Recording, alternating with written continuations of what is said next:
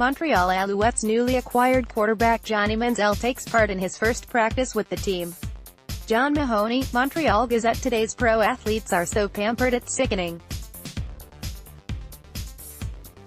Especially the good ones. And, in many cases, the fans are paying for it. For instance, why can't Johnny Manziel start at quarterback for the Montreal Alouettes on Thursday? Because he's only had a couple of days of full practice with the team. Who cares? He's a former first-round NFL pick who not so long ago started 8 games for the Cleveland Browns. By rights, that means he was one of the top 32 QBs on the planet. At 25, he's anxious to get his career back on track. Are we to believe he's not better than somebody named Matt Schultz? In any league, at any time, that he's not good enough or smart enough to handle the intricate offensive scheme that has led the Alouettes to an average of just over 13 points a game? Either way, they'll have very little chance against the Edmonton Eskimos. With Manziel behind center, at least people will tune in, from all over North America. And who knows, he may even surprise everybody. Meanwhile, the clock is ticking on both the Alouettes' playoff prayers and Manziel's CFL career, which could very well end in 30 games. Having him watching instead of playing is just dumb, even if it is for just one game. And then there's 19-year-old Vladimir Guerrero Jr., who's tearing the cover off the ball in the Toronto Blue Jays minor league system while the big league team trips all over itself. As of Wednesday, he was hitting over .400 in the minors, yet the Blue Jays doesn't want to rush him into the majors. Indeed, that would be a big jump for young Vladdy. He might only hit .300, no. There's another 19-year-old, Juan Soto, who also as of Wednesday had 10 homers, 31 RBI and a .302 batting average for the Washington Nationals. Heading into the 2017 season, Soto ranked 37th on MLB's Prospect Watch. Guerrero was 4th. And so what if Guerrero does struggle against the world's best pitchers? He'll learn. It's not like he'll be scarred for life. In the meantime, at least fans of Canada's club will have a reason to go to the park.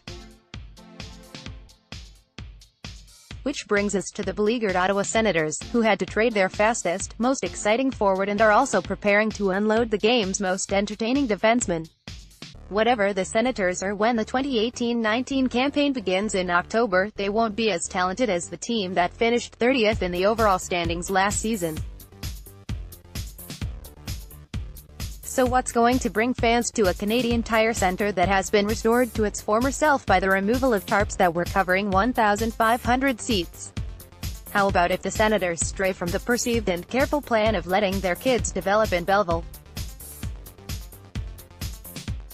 The customers could get on board with a young, energetic team that plays hard, even while making mistakes. What's the worst thing that can happen? The Senators drop all the way to 31st. Brady Tkachuk's parents are too smart to let their son leave Boston University this year, while the Senators are still a mess, but there are other top prospects who could learn and grow in the school of hard knocks that is the NHL. How about giving Logan Brown, Colin White, Alex Formenton and Drake Batherson a pass on the minors and let them have good minutes in Ottawa? Curtis Lazar suffered by jumping straight into the NHL, but that's because he was playing a third or fourth line role. Let's see what the aforementioned foursome can do with top 6 and power play opportunities at this level, where they will be able to do what they can do with the puck. Other teenagers or players in their early 20s have blossomed in the NHL. Ottawa's can too, without being pampered.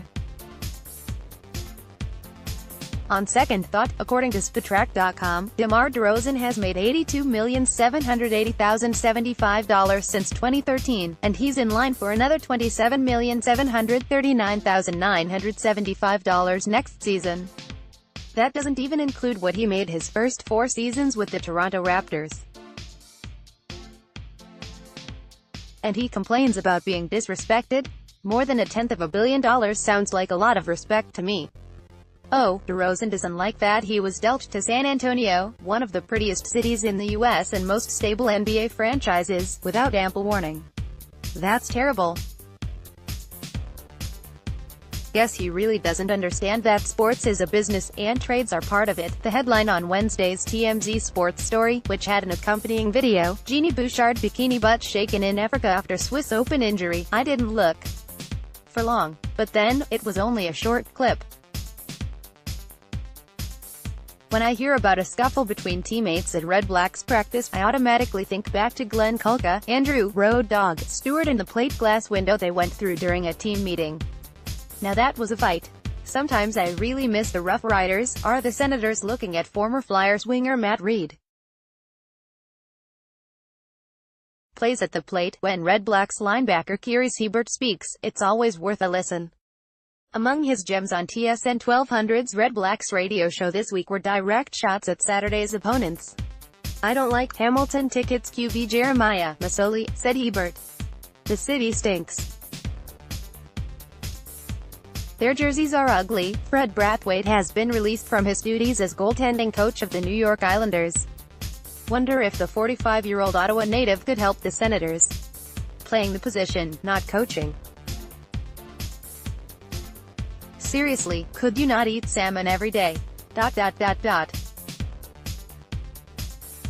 This was surprising. Over a Hall of Fame career that spanned 27 years, Nolan Ryan had just 2 20-win seasons. I would have guessed at least 5, as far as outfielders go. Teoscar Hernandez is going to make a great DH someday, a day that can't come soon enough. It's official, I have finally had enough of Pat Tabler. Call it the luck of the Irish. After witnessing the first ever produced by Rodovio GM Steve Ducott, my career total of watching friends make an ace currently stands at 3. Anybody wanna golf tomorrow? ? De Brennan at postmedia.com